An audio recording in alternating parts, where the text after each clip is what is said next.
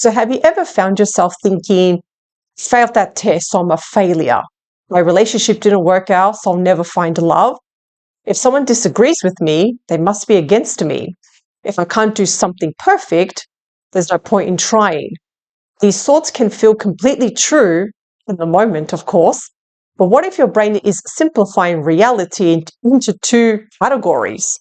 Something like success or failure, good or bad, right or wrong, loved or rejected, perfect or worthless.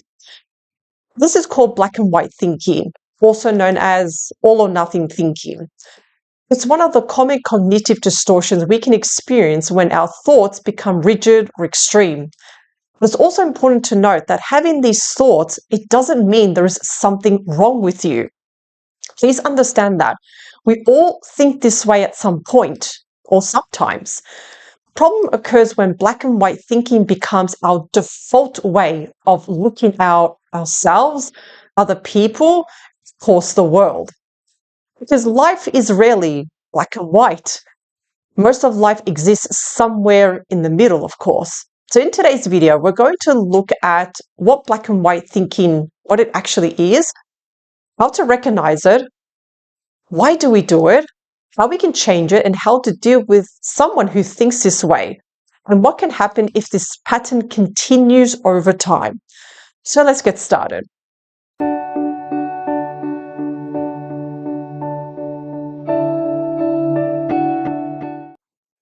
So what is black and white thinking? Black and white thinking happens when we see situations in extremes, with very little room for anything in between. So instead of seeing a range of possibilities, our mind creates just two categories: good or bad, success or failure, perfect or terrible, love or rejection, right or wrong. That's a big one. So there's very little middle ground. For example, imagine someone makes a mistake at work. Balanced thought might be, made a mistake. I don't feel good about it, but I can learn from it and do better next time. Black and white thinking may sound like this: I made a mistake. I'm terrible at my job. Everyone probably thinks I'm incompetent. The event is exactly the same. The interpretation, however, is different. Here's another example. Someone gives you some criticism. A balanced response might be, this feedback is uncomfortable, but perhaps there's something useful I can take from it. Black and white thinking may sound like this: they criticize me, so they don't respect me. The mind has moved from one event to a much larger conclusion. And this is where black and white thinking can become problematic. So why does our brain think this way? Why does it do this? Why do we do this? The human brain naturally looks for patterns and certainty. Certainty can make us feel safe. Our brain has evolved to make quick decisions about whether something is safe or dangerous.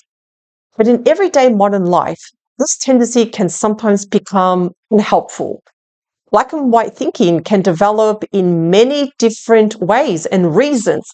Let's look at childhood experiences. Some people may have grown up in an environment where mistakes were heavily criticized. They may have learned, if I'm not perfect, then I'm not good enough. This can contribute to perfectionistic thinking later in life. The fear of uncertainty. Sometimes we think in black and white because not knowing feels very uncomfortable. Our brain loves to have clear answers. So instead of sitting with, I'm not sure, we might quickly decide, good person or you're a bad person. This will work or this will never work. For example, if someone disappoints us, it might feel easier to think, terrible person. Rather, they did something that hurt me. They may also have some good qualities. The extreme answer can feel more certain, even when it isn't completely accurate. Learning to accept that sometimes things are complicated and we don't have all the answers can help us move away from black and white thinking. So let's look at past experiences. Our experiences can also help shape the rules that we develop about life. Someone who has experienced betrayal may begin thinking people cannot be trusted. Someone who has experienced repeated rejection might think nobody will ever accept me. The brain is often trying to, of course, protect us. The problem is that a rule that once maybe helped us to cope may not always be accurate in the current situation, in our current life. So how can we identify black and white thinking? Well, so one of the first steps in changing the thinking pattern is learning to notice it. So think about the words you use, the language. Pay close attention to words like always, never, everyone, nobody, completely, impossible, ruined, perfect, and terrible. These are just some of the words that you can pick up if you notice if you are speaking in black and white thinking. So think about this for a moment as an example. My partner never listens. Never? My boss always criticizes me. Always?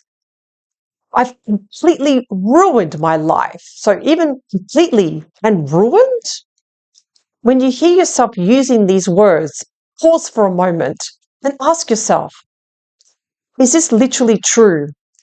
Because sometimes we use these words to describe how something feels rather than what is happening. Another clue is emotional intensity. So looking at the emotional response. So you can even ask yourself, is my reaction based entirely on what happened or also on what I'm telling myself about what happened?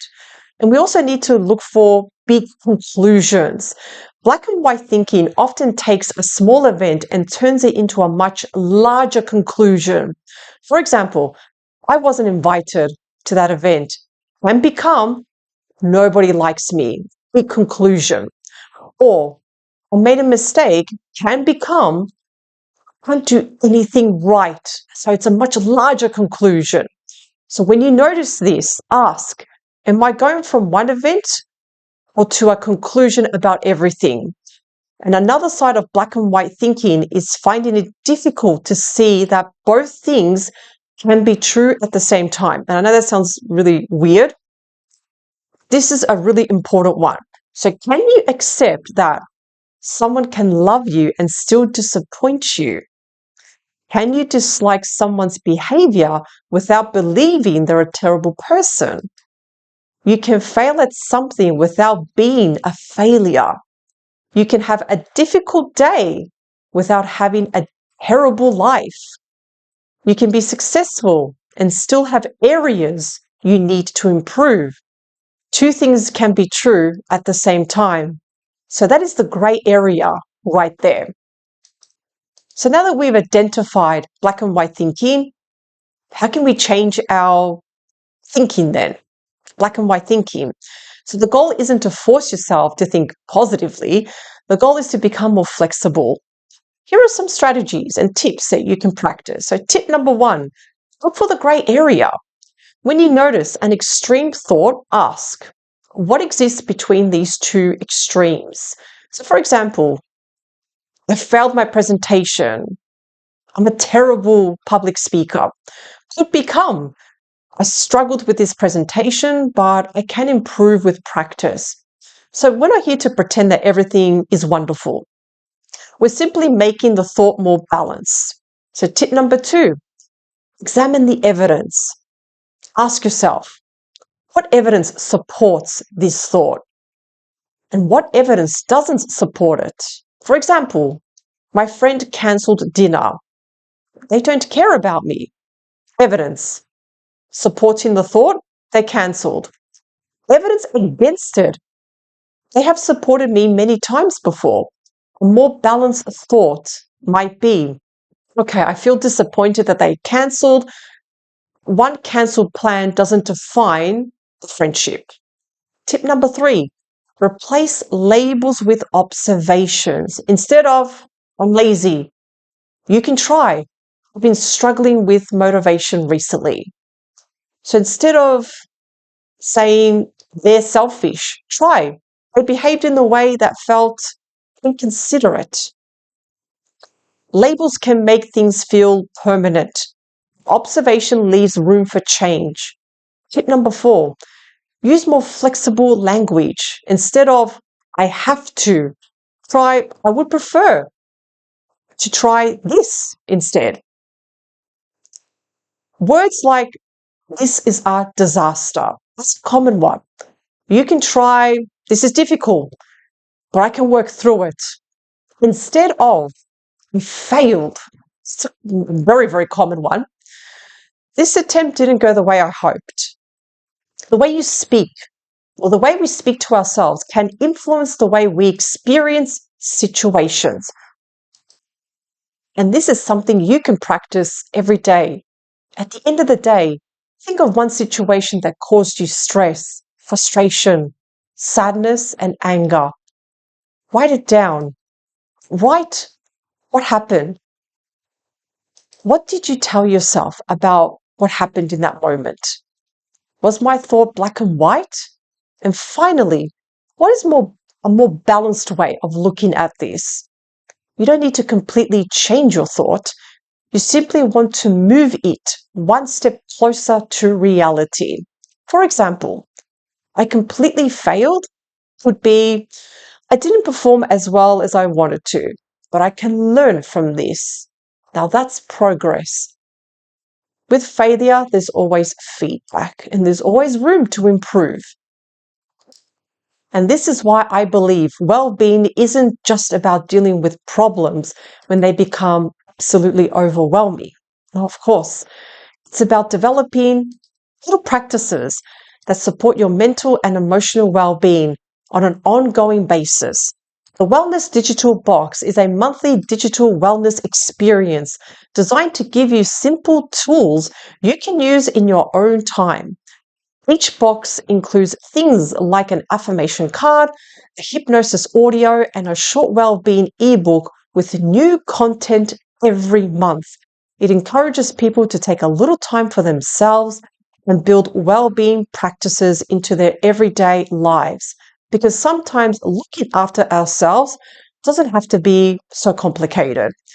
It can be 10 or 15 minutes of quiet time, listening to something calming, reflecting on our thoughts, or simply giving ourselves permission to slow down. So if you'd like to learn more about the Wellness Digital Box, I'll leave the information down below in the description. And now let's talk about what happens when we're dealing with someone else who thinks black or white. How to handle someone who thinks black and white. Perhaps you're dealing with someone who sees everything as right or wrong. Maybe it's a partner, family member, friend, or colleague. The first thing to understand is that arguing harder doesn't necessarily change someone's thinking. When someone is emotionally attached to a belief, giving them more facts can sometimes make them defend more their position even more strongly. Instead, try asking questions. If someone says, "You never support me," instead of immediately responding like, "This is ridiculous, I always support you," you can try something like, "Okay, sounds like you're feeling unsupported right now. Can you talk to me about what happened?" You're not agreeing with the statement, you're acknowledging the emotion behind it. You can also ask questions such as, is there another possible explanation? Has there been a time when this was different? What would a middle ground solution look like? Another important skill is learning to validate someone's feelings without necessarily agreeing with their interpretation. You can say, "I understand why you feel hurt." So you're validating. That doesn't mean everything you're saying is correct. Validation and agreement are two different things. And finally, remember that you don't have to participate in someone's extreme thinking. If conversation becomes insulting, blaming, or disrespectful, it's okay to set boundaries. You might say, "Look, I want to talk about this, but I don't want us to attack each other." Healthy communication requires both people to be willing to move away from extreme emotions. So what are the future consequences of black and white thinking? So if black and white thinking becomes a consistent pattern, it can affect many areas of life, like relationships. People may struggle to accept that others can have both positive and negative qualities. Someone may be seen as wonderful one day and terrible the next simply because of one disappointing experience. This can make relationships difficult and emotionally exhausting. What about self-esteem? If your self-worth depends on being successful or perfect, every mistake can feel like evidence that you're not good enough. You may eventually start avoiding situations where you think you might fail. Career and personal growth. So we need to understand that growth requires mistakes. If making a mistake means you're a failure, you may stop taking risks or stop trying. You may choose safety over growth, emotional well-being. So extreme thinking can contribute to strong feelings of anxiety, stress, shame, anger, disappointment, because reality rarely meets our extreme expectations. So as we wrap everything up, please remember that black and white thinking isn't a character flaw. It's a thinking pattern that can be changed. Yes. So cognitive distortions can be changed. The goal is to develop flexibility, to be able to say, I can make mistakes and still be valuable. I can disagree with someone and still respect them. I can have a difficult day without believing my whole life is terrible.